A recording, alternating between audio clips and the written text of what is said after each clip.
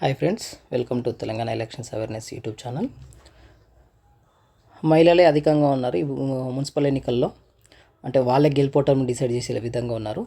పుర పోటీలో 6,508 మంది, పురుషులు 6,436 మంది ఉన్నారు.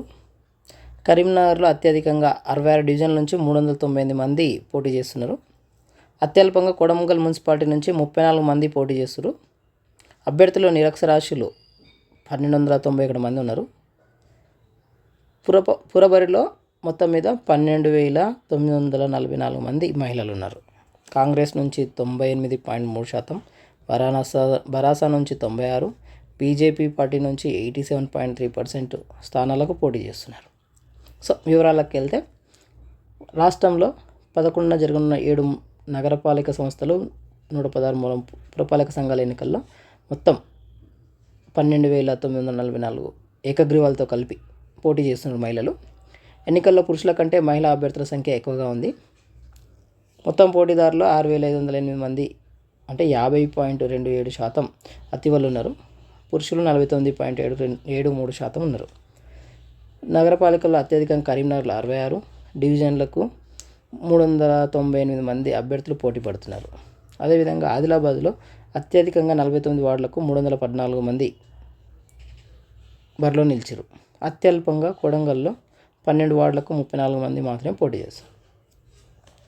అదేవిధంగా నగరపాలికల పరంగా చూస్తే మహబూబ్నగర్లో అత్యధికంగా 127 మంది స్వతంత్ర అభ్యర్థులు ఉన్నారు. పురపాలికలో ఆదిలాబాద్లో 93 మంది బరిలో నిలిచారు. అభ్యర్థుల జాబితాను బుధవారం రాష్ట్ర ఎన్నికల సంఘం విడుదల చేసింది. పార్టీల పరంగా పోటీ చేసే స్థానాలు: కాంగ్రెస్ 2,948 మంది, అంటే దాదాపుగా 98.3%. భరాసా నుంచి 2,878, 96%.